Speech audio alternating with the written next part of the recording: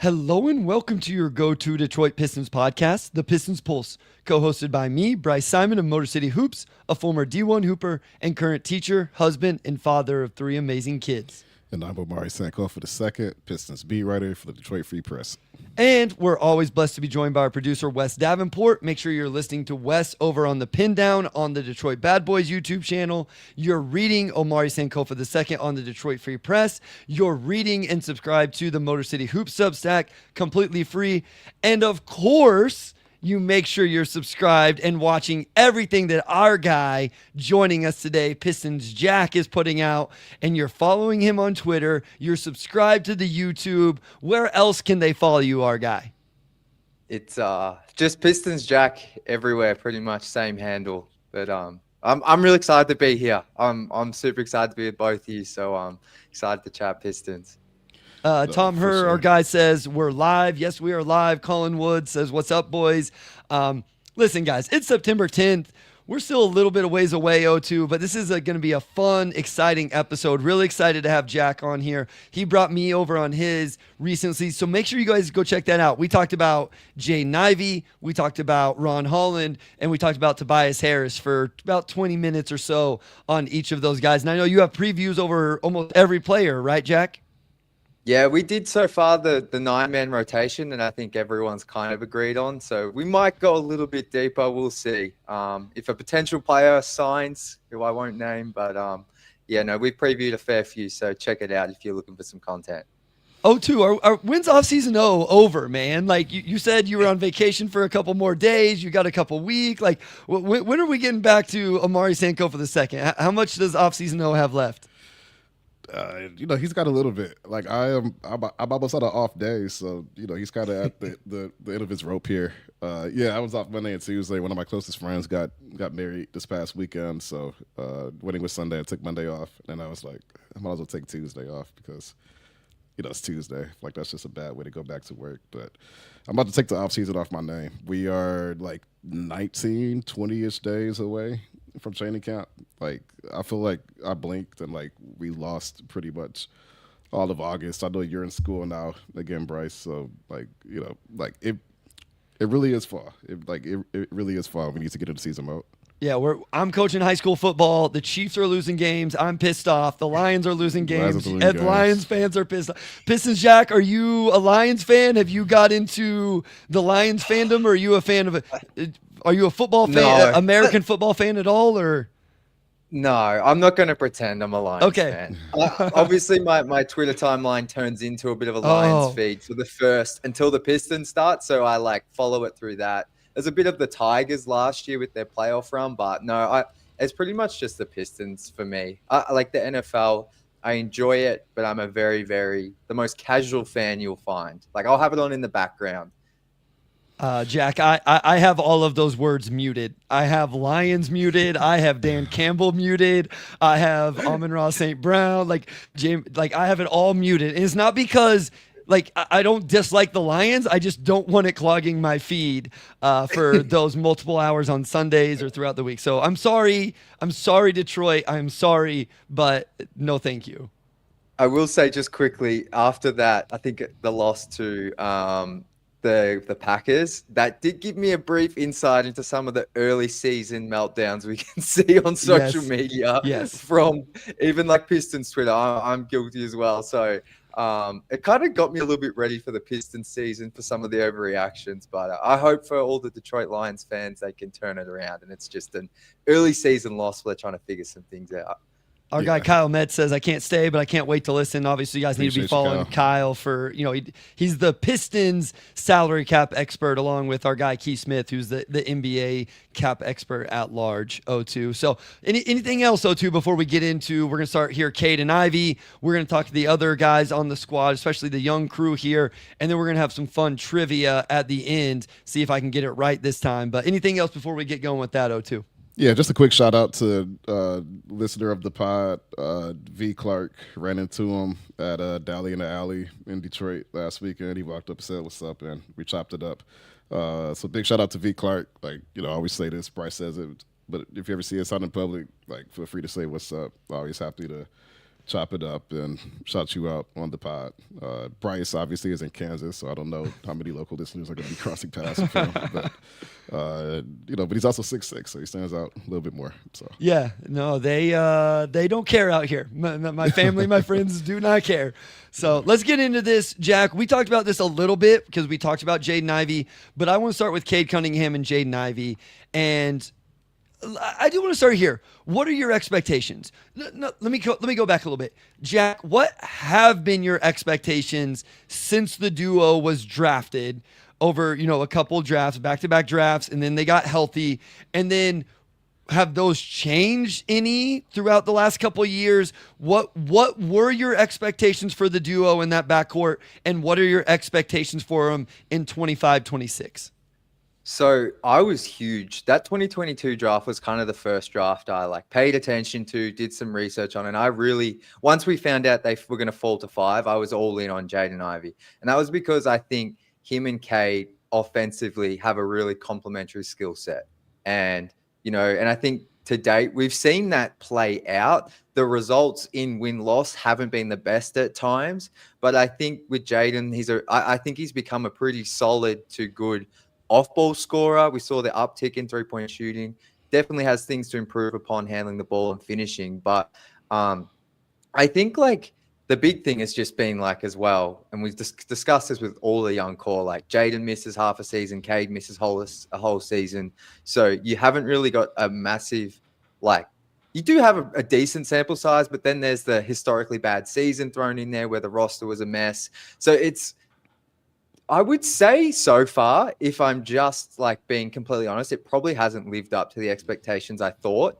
But I don't know whether or not that's entirely fair to Jaden and Cade. I think offensively, like I said, Cade is going to be, I don't think he's truly a heliocentric player, but I think we kind of saw him lean more into that last season, and the results were pretty good for the team and him personally.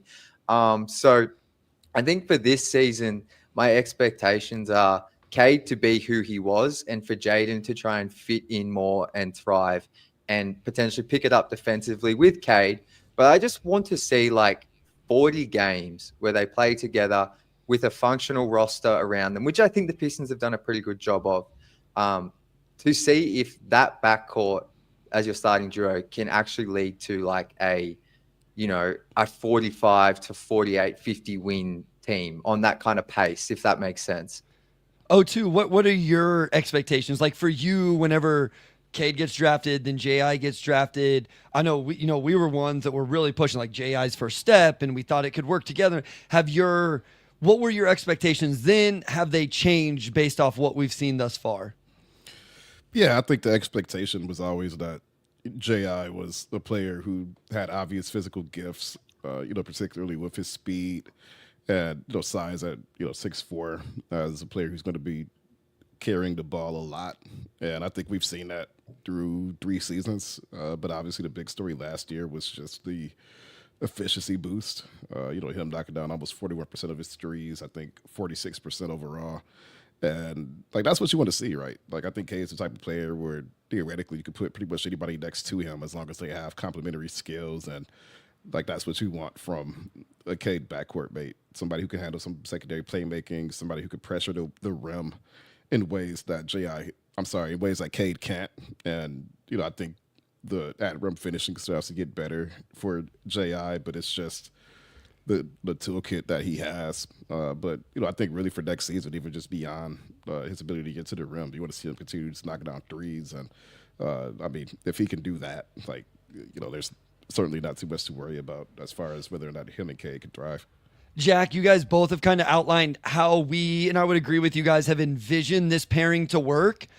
I guess my question then is to you, what have been the things that concern you about the pairing? What have you been man, that's a little bit clunky, and you're really watching for this year to see what do you want to see this year that makes you go, yep, this is going to work together. This is a really good pairing.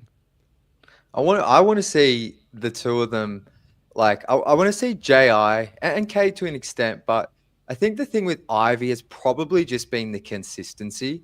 The numbers last season bear out well, but I think there's times where he can just as a scorer, the efficiency can really drop. And I know the 3-point shooting was 40%, and it might come across to me being harsh, but I feel like he can go on these really crazy hot streaks for 5 to 6 games, but then there can be some lulls there. And I think for JI, it's more about, can he just consistently every single night give you 18 to 22? If the jumper's not falling, consistently get to the line or develop a more efficient way inside the paint to score consistently if the 3-point jumper is not falling.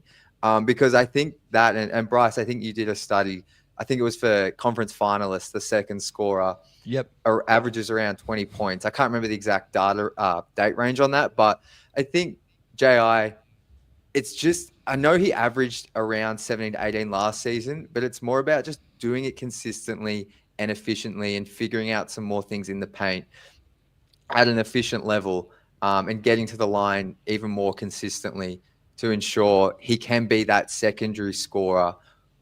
Because I envision him on this team for the moment as that starting 2 guy. I know, Bryce, you've spoken about him potentially being the 6th man, but I think for JI, that's the thing I'm looking at. Can you get into the paint, finish more efficiently, and then just lower the turnovers and pick it up on defense a little bit? And for Cade as well, I'd like to see the defense pick up a little bit, because I think he's got even more potential than JI on that end.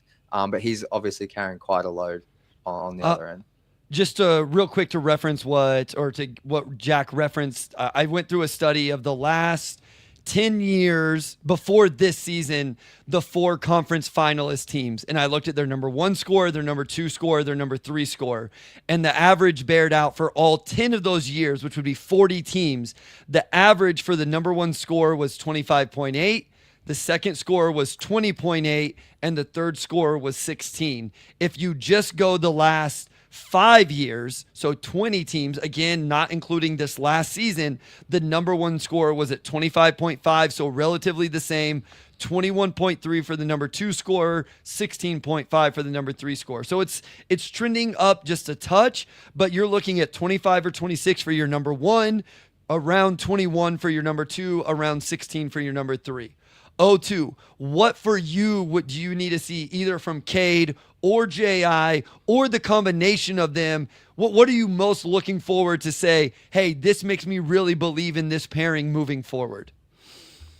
You know, for what we've seen from them offensively, and Jack, obviously, you kind of pointed to them kind of taking turns getting hurt over the last few years, which, I think clouds the data a bit, but I don't really have too many concerns about J.I.'s shot. Like, I always thought he had the potential to be a pretty good shooter. And even if he doesn't sustain 41%, I mean, realistically, anything above 37, I think you're pretty happy about, especially if he's shooting it with volume, which, he did do last season. He's not going to lose his first step. I think as his shot clicks and, Cade continues to get more attention, we'll see some of those at-rim percentages go up. So there's not too much on offense that makes me think like there's anything to be concerned about. It's really just the defensive aspect. And I do think having a guy like Asar in your starting lineup, like, kind of makes that a little easier for them, because now as JI, you're not picking up the lead ball handler to save Cade from it. You might be picking up that second guy, or even third guy, depending on what you're trusting Cade with. So it's just defensively for me. Like both of those guys, as you said, Jack, have the potential to be really strong on that end. I think we've seen moments from JI, but it's just the technique and discipline he has to take a step forwards in, and he certainly has the tools to be an impactful player. Cloudy says, jump in. Oh, yeah. Just real quick, Jack would get hella points on Around the Horn for that answer about JI. I agree. Jack, do you know what Around the Horn is? Yes, I do. But didn't they end the show, or it's wrapping up? No, I think I just didn't know. I think it's over now, right? Okay, so go ahead. I just want to jump in because I think Omari raises a great point about Asar there with this duo. There's this data from the horrible season after they traded for Fontecchio, where I think just before, it was post All-Star break, it's only like 10 games, but the starting 5 was Cade, Ivey, Asar, Fontecchio, and JD. And they finally got someone who could kind of play the 4. And that lineup, that 5-man unit, actually had like a +5 net rating. So like, quite a small sample, and it was something I would always reference back to. But you have shooting at the 4, you got Asar at the 3 to defend, then you have Ivey and Cade plus JD. There is a bit of data there to show like that can be a really successful group of 5. So I'm excited to see JI with Asar this season as well. YouTube user says Ivey also needs to get to neutral defensively, like 100%. Like there's definitely some more growth that needs to happen on that end. I want to end this part of the conversation in terms of these two guys. We'll get into some of the other guys, including Asar, more in a second, with this question. And I'll read it off to you guys, and that'll give you a chance to kind of figure out where your answer is. What do you think the upside is for these two in the East? So if you just go through the East, the Cavs have Mitchell and Garland. Celtics have Derek White and Jaylen Brown. The Knicks have Brunson and Bridges, or depending on who they start. Pacers are when a healthy Halliburton and Nembhard. The Bucks backcourt is all over the place. The Magic have Jalen Suggs and Desmond Bane. The Hawks are Trae Young and Dyson Daniels. I saw you got to meet the little brother there, Dash Daniels. That's pretty cool. Chicago just locked in Giddey. You have Kobe White there. Miami Heat, Norm Powell and Tyler Hero / Davion Mitchell somewhere. The Raptors have Emmanuel Quickley and what would it be? RJ Barrett. The Nets have rookies. The Sixers have Maxey, VJ Edgecombe, Jared McCain. Hornets with LaMelo Ball. The Wizards, young guys. Like, as I rattle off those names, guys, where are you, like, how many of those did you say, like, Cade and Ivey, I think, can be better than those guys? Or how many did you say, you know, where do you think they would slot in? Jack, where was your kind of position there? I think if I'm being, like, realistic and rational, I'd probably, the Cavs duo, I have to put the Celtics ahead just because of what they've proved with White and Brown. I'll probably got to put Brunson ahead. And I'll give the Pacers a slight nod, even though that kind of pains me a little bit because they did just go to the finals and were incredible. But I think they're right there. Like the Bucks, Magic, even Hawks, I have Cade and Ivey ahead of.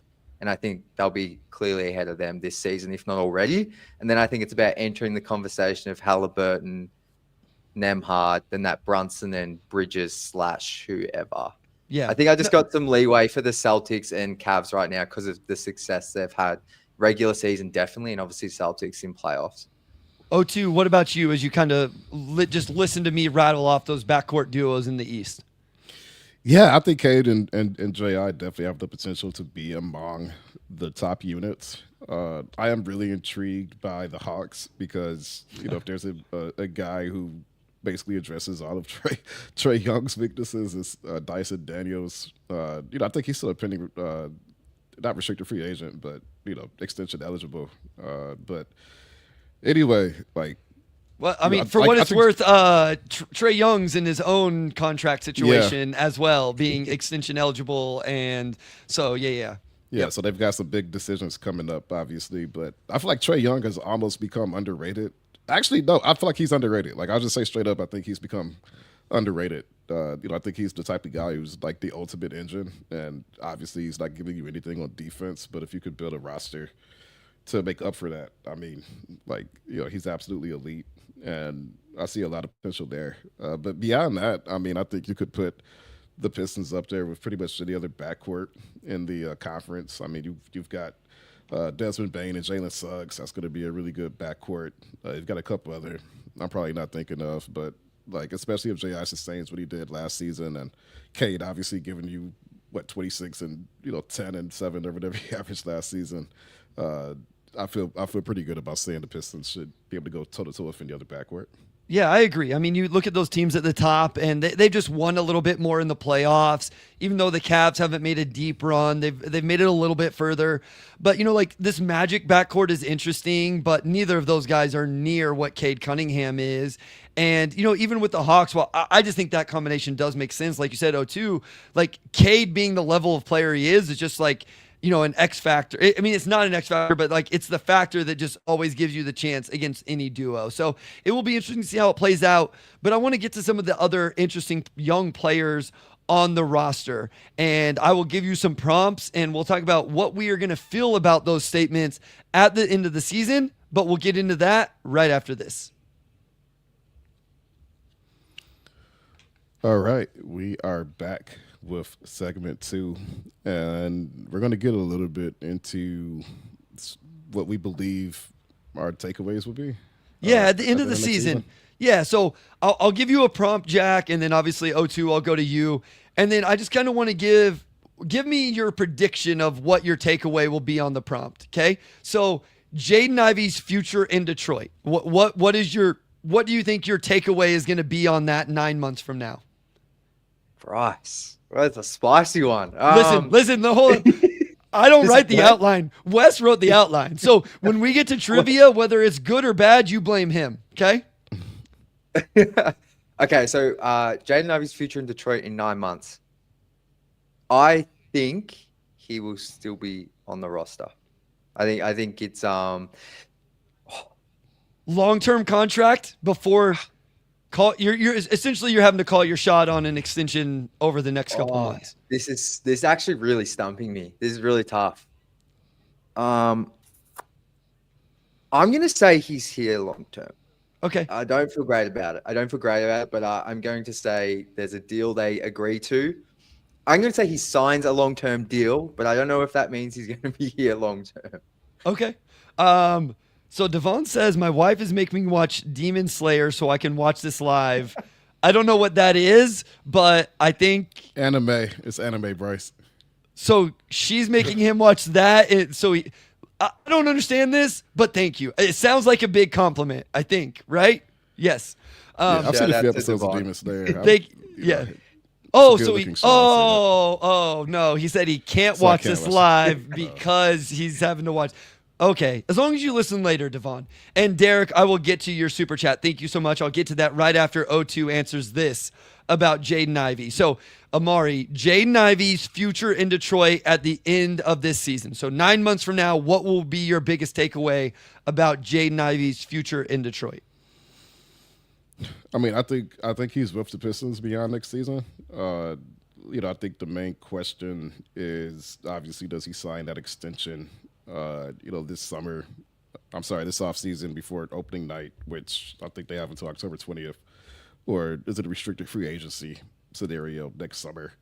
And I'd be curious to see how that shakes out. I think there's J.I.'s an interesting case because he played 30 games last season, right? So even beyond the Pistons aspect of it, if you're a J.I., you look at next summer and you've got at least 8 teams with cap space. Like, nobody had cap space this summer, but next summer you're actually going to have a little bit more of a market. You could come out and, be a top 3 guy for a bona fide playoff team. Maybe that increases your margin a little bit. So, I think his future is in Detroit, but I'm just curious to see the path to get to that point. All right, so Derek Brown, thank you so much for the super chat. We really, really, really appreciate it. He says, what are the chances Duncan Robinson starts instead of Ivey for the shooting? Remember, nobody's expected Tim Hardaway Jr. to start last year. If Ivey starts, I'm concerned about the starting lineup 3-point volume. Love the show. So real quick here, guys, Tim Hardaway Jr. was at 7.6 3-point attempts per 36 minutes last year. Jaden Ivey was at 6.2. Here's my quick answer. I understand what Derek's saying. I don't think you can start the season that way. If you told me there's a world where 30 or 40 games into the season that this potentially happens, I'm more willing to listen to that, but I understand where his head is at with the question. Jack, what says you? So I've been thinking about Duncan Robinson starting because I think no one expected Tim Hardaway Jr. to start last season from memory. Like, I think you said that, Bryce. So if there is a surprise starter, my thinking is, and this might be crazy, but Duncan starts instead of Tobias. Okay. And I don't think that will happen, but if there's a surprise starting lineup, that was my thinking, because I do actually agree with Derek that the 3-point shooting volume isn't maybe what it was last year. I think it could, like, Duncan being the starting lineup wouldn't surprise me. And if they said Tobias, we're still going to play you 26 minutes, but we'll bring you off the bench. I probably could see that more so than Duncan for Ivey. That's interesting. I mean, I think what that would be is Like that would definitely be J.I. would have to be good defensively, is what I'm trying to say there, because Duncan is going to be negative. Would be a negative on the defensive end. What O2 to the question? Thoughts on Duncan Robinson starting in general, potentially for Jaden Ivey? Yeah, I think it's an interesting question because you're losing a lot of shooting in that starting lineup with Tim Hardaway Jr. no longer being there, and could J.I. come in and kind of give you that same role? I think Tim shot 37% from three last season on pretty good volume. And to me, the question is just who do you bench, right? Do you give up too much size and rebounding if you were to swap Tobias with Duncan Robinson? Probably. Can you bench a Sarr and survive defensively in the starting lineup? Probably not. Yeah. So you do eventually come back to J.I. and maybe there's some thought of if he's going to run the offense when Cade sits, maybe it's just more of a stagger situation and, J.I. could still crack 30 minutes coming off of the bench. Maybe he almost occupies that Malik Beasley role. It's just, almost like a change of pace guy off the bench. Like we're going into our rotation, he comes in and he'll be able to keep us afloat. So, I think it's an interesting thought. I'll be curious to see if it's something that the coaching staff has to tinker with just because you're not getting enough three-point volume and the offense is sagging too much. We'll have to see. I think a lot of it comes down to how well J.I. shoots the ball. Yeah. And, obviously a lot of it, I think, comes down to how well Cade shoots the ball as well. So, could be an evolving situation. We'll see how that plays out. But, I think it is a fair thought. Okay, back to some of the takeaways. Same question, but Jalen Duren, Jack. 9 months from now, whatever it is, end of the season, our biggest takeaway on Jalen Duren's future in Detroit. He's here for the future, the foreseeable future. If you want to say, put a years on it, the next 2 to 3 following this year. I think he's got an extension. I think we've said this a lot. I think it feels like the more likely to sign an extension before the season. But even if he doesn't, I'm still pretty confident that he will be here long term. And I think his defense continues on upward trajectory like it kind of did last year. Not saying he's going to be elite or anything, but I think he's trending in the right way. And I'm bullish on JD this year. And I think he will be here for the next 3 years, let's say. I agree with you. I think he's the more likely of getting the contract. We talked about this. I brought out the Delta comment for Pistons Jack that my co-host over on Game Theory, Sam Vecini, loves to use. The Delta on J.I.'s outcomes seems to be wider than the outcomes than J.D.'s. And so I think because of that, JD's more likely to end up on a number. And I think for the next few years, I do think he seems to be somewhat established as a part of this. O2, what says 9 months from now, our biggest takeaway on Jalen Duren's future in Detroit? Yeah, I mean, Jalen Duren was 21 years old last season and averaged a solid double-double. He's one of the league's elite offensive rebounders and lob threats already. His assist to turnover ratio crept toward 2 to 1. He averaged more assists, so his turnovers went down from the previous season. And his defense got better as the year went on, probably peaking in the playoffs when it mattered most. And that's, obviously an incredible green flag, especially for a guy that young. So, I think if he could find the right number for both sides, JD is a guy you absolutely want locked down. He's only going to continue to get better. He's obviously got great chemistry with Cade. And, center is still a valuable position. I think we probably don't see as many centers now kind of ink those types of extensions, but Duren, if you are ranking starting centers, he's, I think, in the top half at this point, and he's only going to get better. So, I think there's a lot of rationale for that. Okay, before we move on to these guys, Aruna asked, do our extension eligible guys get more or less than Giddey? So, Giddey got 4 for 100. I thought that was an interesting negotiation. Obviously, a different point, right? Giddey is at the point where these guys would be at next year. Giddey got traded for Alex Caruso, who everybody just watched help the Thunder win an NBA championship. Letting that guy then walk in free agency or whatever would look pretty bad for a Bulls organization that already gets questioned about their decisions a lot. I think I've talked about where I would want these numbers to be. I would not love it above that number is what I would say. Jack, where are you at? I think for JD, I would like it slightly less, but I've said 4 for 100 is what I would do. I think that feels fair for both parties to an extent, the Pistons and JD's camp. I think Ivey wants more. Whether or not he gets that, I'm not sure, but that's why I don't think his would happen. I think it's going to go to next summer. Pistons Make Me Drink said, how much do you credit Asar for Jalen Duren's defense? I feel like once Asar got cleared, the defense got a lot better.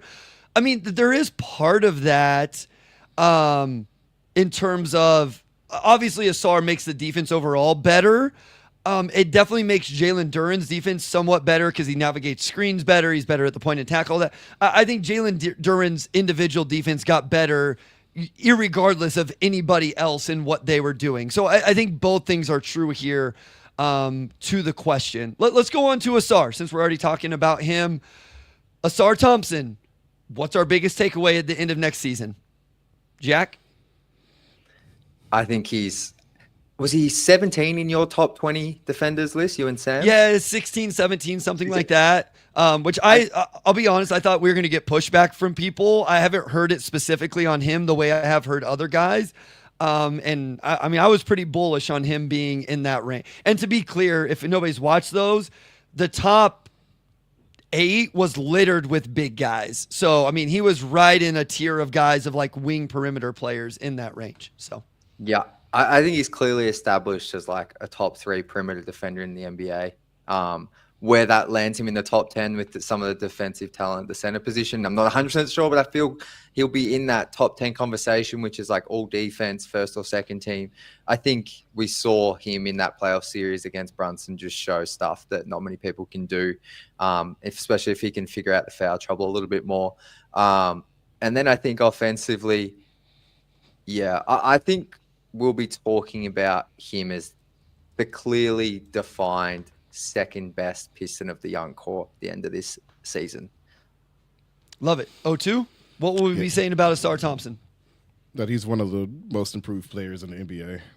I think he has a chance to be top 3 for the most improved award. I could see him having sort of like a Dyson Daniels breakout where it's like, wow, this guy is like this incredible all-around defender. And, he's producing steals and blocks and doing this and that. And like, I do think Dyson Daniels and Asar have some similarities as players, but especially with the Pistons being in the spotlight, they're going to be the national spotlight. Obviously, coming off of a really good season, I think Asar's game just pops. I think him and his brother being twins will always be interesting. It's something that casual fans will tap into. So I just see his profile overall rising. I don't know if he wins MIP, but like I said, I think he's got everything going for him to kind of have a similar season like Dyson had last season, just from a coming out party standpoint. Yeah, I think he's definitely going to have that kind of defensive coming out party that Dyson had. I think one of the underrated aspects of Dyson Daniels' season is how good he was offensively. Mm-hmm. I often is somebody that's a little lower on Dyson's defensive impact compared to others. I mean, he's obviously one of the top defenders in the league and all defense level worthy. But like when people were talking DPOY for Dyson, I was like, I watched Cade Cunningham destroy him at the point of attack. And, so it was hard for me to do that. But I think Asar could have that level of coming out party defensively. Dyson offensively was pretty good last year. And I think that's for Asar overall to hit the thresholds you guys are talking about, which I don't disagree with. But I think it's really going to come down to what he does offensively in terms of improvement. Next one. And this plays right into what our guy Pistons Talk says. He says, hot take, Ron Holland could be the shooting guard of the future. He dropped that when we were talking a little bit about Jaden Ivey. What will we be saying 9 months from now at the end of the season on Ron Holland's future role with the Detroit Pistons? Jack? I think he's going to show that he can be a starting level two-way wing, no question. Now, what that looks like for the rest of the roster and the moves, I don't know, but I think what we saw from him, the way he developed last season, I feel like you had to be someone watching most Pistons games to really see him evolve from the player we saw in preseason and the first few games to who he was by the end of the season. I think he put up like 28 against Pelicans teams, but it's just the way, the control he developed. Still got to improve on decision making, but you go to fast forward to Summer League this past July. There's clearly some real growth and improvement there year on year. And I mean, month to month, it felt like throughout the regular season. Will J says, Pistons Jack, definitely a part of my Pistons Avengers. I love it. I asked Will J who else was part of that Pistons Avengers squad. So we'll see. 0-2, Ron Holland, what are we saying about the youngster and his future role 9 months from now? Honestly, I think our general takeaway would just be that he's got it. It's tough to predict how big his role increases next season. It's tough to predict the extent that what he showed at Summer League carries over into the season, but I think he'll be better than last year. I think last year he was a bona fide NBA rotation player who found ways to make impact despite, still figuring out really what he was doing on the floor. Like, it seemed like he was really just going off of instinct, and more often than not, it worked out pretty well for him. And I think this time next year, just kind of like what Jack said, like, we'll know for sure, like, this is a guy, who's going to be a two-way force for a long time. I don't know how much his role will increase compared to last season, but he's going to make the most of that role. If he knocks out a few more threes, if he shows he can handle more defensively, his finishing already was like pretty spectacular last season, and I don't think that's going to decline in any way. Kind of like a star, like I think he's got everything lining up for him to have something like a breakout year. The only thing holding him back would be Rowe, but he's had a good summer, and I think he's got momentum on his side. Aruna says, I think Ron will take over as the heart of the team from Stu at some point. Maybe not this season, but eventually. He definitely has that attitude in a positive way and the right mentality. Okay, quick one here before we go to break and then get to trivia. Just call your shot. What do you think? Into the season, Jack, will we still be asking for a stretch big for this team, or will we have forgotten about it? Will we still be saying give Cade a stretch big, give him a pick and pop big, or will the season play out in a way where that won't be a topic of conversation? What do you think? I truly don't think it'll be too much conversation. I think some of that will be because I think Stu will start taking threes, but I even think this season he won't be treated like a true stretch big. It's going to take a bit more of volume, but I'm a big believer in Cade with a role man, and that kind of goes back to why I think JD is going to be here long term, on top of the fact of his relationship with Cade in general. But I don't think the stretch big conversation is going to be too much of a discussion point. 0-2, quick thoughts? Yeah, I think out of necessity, he's probably going to have to take that jumper. But I agree that it may take some time for him to truly build that respect. And a lot of that is just volume, right? I think the more you show that, it's not just going to be one, maybe two threes you could knock down in a game, but you could catch fire, knock down 3-4. That changes the calculus a lot. So yeah, for him, if he earns that respect, I think everything else falls into place. All right, we are going to go to a break. When we come back, again, Wes wrote all these trivia questions, so nobody yell at me. Jack, 0-2, don't yell at me because there's some doozies here, but we'll get into those right after this. All right, back with segment 3, and Wes, who sadly could not join us tonight, left behind some trivia questions. Bryce is going to be our host. Jack, I'm going to warn you. I'm still smarting a little bit from my loss to, Bryce in this game not too long ago. And, now you're my opponent and I got to redeem myself. So, all right, here we go. Hopefully Wes is on my side. Like, I feel the spirit of Wes guiding me. Guys, I'm telling you, Wes was on nobody's side with these questions. My guess is that the score ends up 0-0. So, all right. All right, let's see. Jack, I will let you choose. I'm just going to go in order of how Wes wrote the question so I don't get confused. So I will allow you to go first or second. So you can take the first question or the second question. Up to you. I'll go first. Okay. To the extent of his research, exactly one native-born Australian has ever been on a Piston roster. Name that player. Aaron Baines. That is incorrect according to this research. O2, Oh, do you have the answer? Wait, can you repeat that question? Oh, is it Cam Bairstow? It is Cameron Bairstow. It is. So, Come on, Wes. Aaron Baines. Was Baines? I believe Yeah, Aaron he was Baines on the Pistons Australian, in like that yeah. 15, 16, 17 range. Uh-oh. He was back up Andre. Wes. Yeah, he came in knocking down threes. He's from New Zealand. Oh. No. His nationality is Australian, but he Baines? was born in New Zealand. Oh, It says. that's bad podcasting. I'm talking of it. Baines played on the Australian national team, won a bronze, did. I think. It Okay, says let he me- moved to let me- Australia when he was 3. It's No, just a no, hold technicality. on. He says native-born Australian in the question. So what is I that? still got Bairstow. Yeah. I mean, what was your answer going to be, O2? Doesn't matter. Jack had 2 guesses before I had 1. So does Jack gets half a point, right? To make sure we don't tie. Is that fair? I wasn't going to get it. Like, I could admit that. I guess we could do half a point. All right. Okay. Baines would have been my guess. My bad. Baines would have been my guess. That's okay. I love it. Listen, the last time I did this, I completely screwed it up. So I was like, we got it. Okay.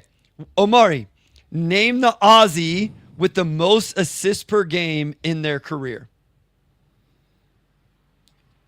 Kyrie. Is Kyrie Australian? He was born in Australia. Was he? Yeah. Yeah. I'm going Kyrie. It's probably Oh. It's probably somebody completely different, but I'm going Kyrie. Okay, so now you guys are making me question this again. Oh no. The answer is still Wes has it right. It is not Kyrie. Great, great. Nice. That would be great. Deep cut. I'm going to say it's Josh Giddey. It is not Josh Giddey. Good guess. I forgot he was from Australia. Yeah, it is Ben Simmons. Oh, wow. Man, I forget he's Australian. There are a lot of secret Australians in the NBA. Wow. So Jack said that was such disdain as a There's fellow a- Aussie. Like I'm not accepting him. there's a real. So Ben has said for years he was going to play for the Olympic team, or the Australian Boomers, and then always pulls out. So there's. I don't actually care too much, but down here in Australia, a lot of people get. Yeah, Ben Simmons isn't as popular as you would think. The Australian basketball community. Pistons talk. Jack doesn't even claim Ben Simmons. Listen, guys, those are really good answers. Because when you said Josh Giddey, I was like, oh no, I think Wes got it wrong. But Simmons' average is at 7.2 for his career. So we are at 0 for Omari, half a point for Jack. Jack, you are up.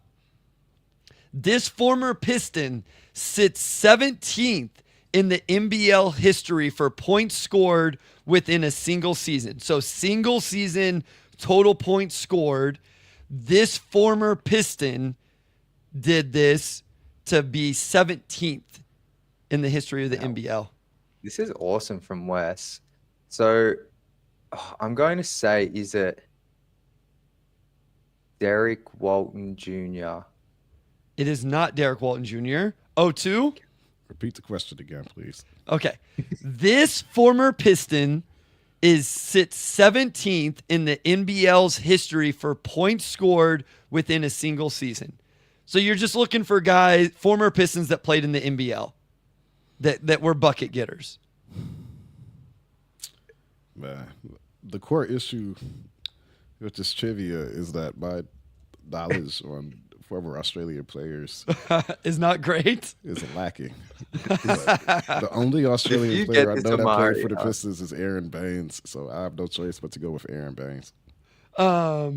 Pistons Talk also said Aaron Baines. How about 01? I'm out with coworkers and watching the pod. That is a real dad right there. That is real stuff. It is not Aaron Baines. Pistons Jack, do you have another answer?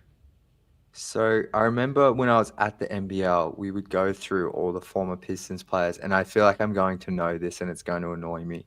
So it happened in the 2013-2014 season.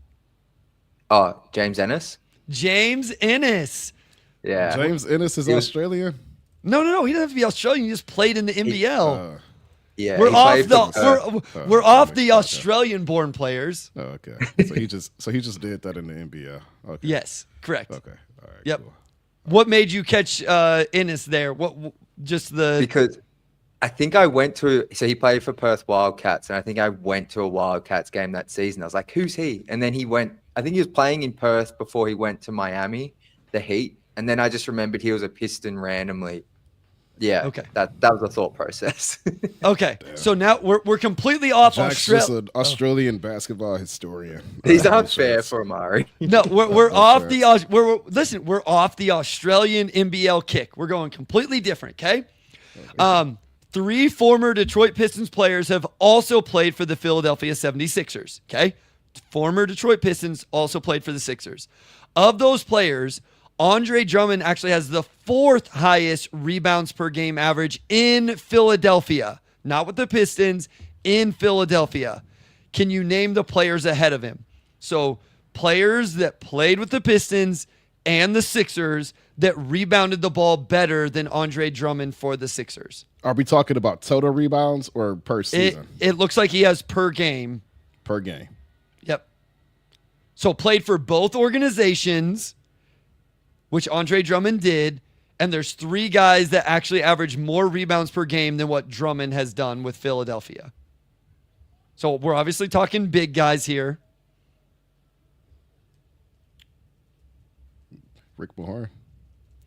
Rick Mahorn is not one of these answers. Okay, I was like, I don't think he played for Philly. Yeah. Or if he did, maybe not. Jack? This is Wes is. These are unbelievably in-depth questions. Yeah. Oh, Rick Mahorn did play for Philly. Okay, I was like, I know he played for Philly. Okay. Good for you, Omari. He was there for 2 years. All right. This is I can't think of one. So just think of big guys that played for Detroit and Philly. Oh. I threw a name out there. Now I will let Jack throw a name, and then I'll throw a hint so we can at least get one right. Okay. I'm blanking. I genuinely Nazi Muhammad. That is also not here. Chris Webber. Chris Webber is. Let's go. Okay. 0-2 gets on the board. That's one. So we are one. The other answers are Derek Coleman and Daryl Imhoff. I'm sorry, guys. I'm not familiar with Daryl Imhoff. So but I got one of them. You got one of them. Yeah, I apologize. If I should know Daryl Imhoff, I am sorry. So I just started thinking of Journeyman. I'm like, who are some big guys who played for at least 6-7 teams, including the Pistons? I'm like, Nazi Muhammad, Chris Webber. Like, who are the guys I played? I mean, you did a good job coming up with a couple of different ones. So, cool. 1, 2, 3. Did I skip one? No, that was okay. Yeah, now we're to Omari. Okay, Sheet or Sham. Wes was an Andre Drummond kick. I don't know what his deal was. Andre Drummond, while in Detroit, this is a Sheet or Sham, Omari. Okay, Sheet or Sham. Andre Drummond, while in Detroit, tallied more stocks than Hall of Famer Bill Laimbeer. Is that Sheed or Sham? I'm gonna go Sheed. It is Sheed. He had 1,750, and Bill Laimbeer had 1,489. What would you have answered, Jack? I would have said Sheed because Andre used to be able to get so many steals. Like he would rack up like multiple steals a game often. So yeah, Sheeds. That means it's correct. Yeah. Yeah. Sheed. Yeah, Sheed. Yeah. It's like true or false. Sheed is true. Yeah. I feel like I messed up the order here somehow. It don't matter. Okay. I'm an awful host of the trivia. Omari's at 2, Jack's at 1.5. Former Piston players. This is the last question. Well, I don't know how we got here, but we did. Former Piston players who have played at least one season with the Chicago Bulls. Name the top 5 players who have the highest win shares with Chicago. So essentially, you're looking for players who played for the Pistons and Bulls that contributed to the most wins with the Bulls. Okay? So, and it doesn't matter what order. Like, it didn't matter if they went Chicago, Detroit, Detroit, Chicago. They played for both organizations. Who are the top 5 players in terms of win shares for the Bulls, not for the Pistons? Okay. We'll go until I want to stop. So, Jack, can you give us one? Is Rip Hamilton one? Rip Hamilton is not one, but that's an interesting guess. Okay. 0-2. Dennis Rodman. Dennis Rodman is a great guess and not in the top 5. What? Six. What? I don't Listen, believe that. There's listen, no way. Listen. I was so convinced he was number 1. That's crazy. Wow. Okay. I can look it up because I know how to do this on B-Ball No, reference. I trust Wes. I'm not. So I'm win not. shares. Nah, he's 6th, guys. Like, Wes is right. Wow. All right, Jack. No, we're still going. At least till you guys get one. I felt so good about that one. I mean, most people would. The next name I had is definitely not going to be it. It was Ben Gordon. No, Ben Gordon is. Ben Gordon is. That was going to be my next guess. Ben Gordon was going to be my next guess. Ben Gordon is 4th. Jack, Okay. guess Really? again. Jack, guess again. You took the lead. Okay. Who's someone who was really good for the... Derrick Rose? Derrick Rose. Yes, that is the most obvious answer. Okay. Any more? Okay, another random one. Tony Snell? Tony Snell, not on this list. Okay, here's the thing. Tony Snell is 2, 4, 6, 8, 10, 12, 14. Is like 17th. So, like, it's not like, it's not an irrational guess completely. 0-2, you got to get 2 of the final 5. You could get one of these. One of these guys played. Ben Wallace. You're going to be so pissed. Ben Wallace is 8th. What? Yeah, I'm 0 for 2 on Dennis Rodman. And 0-2 came up with the best names. And so Taj Gibson is number 1. Oh, that's a good. Yeah, I didn't think about Taj. Dave Greenwood, 2. Rose was 3. Gordon 4. Orlando Woolridge was 5. And then Rodman, Scott May, then Ben Wallace. Drummond would be like, what, 11th here? Yeah. You know, and then you get into, Naz Muhammad. You mentioned that name earlier. Hey, there's Rip Hamilton, way down the list. So Yeah. he's at like 25 or something. I only had 3 real guesses, and that was Dennis Rodman, Ben Wallace, and Ben Gordon. So I'm flabbergasted. Flabbergasted. No, it was not Ben Wallace. It was not Ben Wallace Pistons talk. I am flabbergasted. So, to your credit, Ben Wallace is number 1 for Detroit Pistons win shares of people that played for both organizations. Anybody want to guess who's number 2 of players that played for both organizations? Who's Dennis second? Rodman. No, he's 4th. Is it Rip? Derrick Rose. Rip is 3rd. No, he's not Derrick Rose. It is definitely not Derrick Rose. Those were some bad years. No, it's not Derrick Rose. It's Andre Drummond. Oh, really? There you go. Lesson learned: don't believe everything win shares try to tell you. I feel like is that our lesson from this trivia game? That's what I was thinking. I was like, if we just debunk that stat. Yeah, you can't just copy and paste the win shares to just solve your argument. That's what I do with some of the defensive metrics out there. I look for the first player that I'm like, that's completely irrational, and if they're in like the top 10, I'm like, okay, I'm not looking at this list anymore. So yeah, there's some noise in that data. Yes. This was a blast, guys. For September 10th, I mean, I don't know. Hopefully Pistons fans enjoyed it. I'm not sure you can get much better content than Pistons Jack on the Pistons Pulse with Omari and myself. So hopefully you guys enjoyed it. Obviously, we'll be back moving forward here. We're about to get some real basketball to talk about. In terms of Detroit basketball, I realize there's real basketball going on, right now. But we're getting close. Offseason's almost over. Pistons Jack, let the people know where they can follow you, where they can find your work, everything, all the great content that you're putting out all the time. No, thanks so much for having me on, guys. Just at Pistons_Jack on most social media platforms. That's it. But yeah, thanks again. This was heaps of fun. And your YouTube. Make sure you're watching every YouTube video live that he's putting out over on the YouTube channel. Make sure you go subscribe so you don't miss anything. We'll be back sometime next week. O2, take it away, my guy. Jack, big thanks for joining us. You are by far our favorite Australian Pistons content creator. And I feel comfortable saying always would be. So shout out to you, man. With that, big thanks to our audio producer, Robin Chan, our editor-in-chief, Nicole Avery Nichols, and big shout out to West Davenport, as always. And we'll talk to you all next week.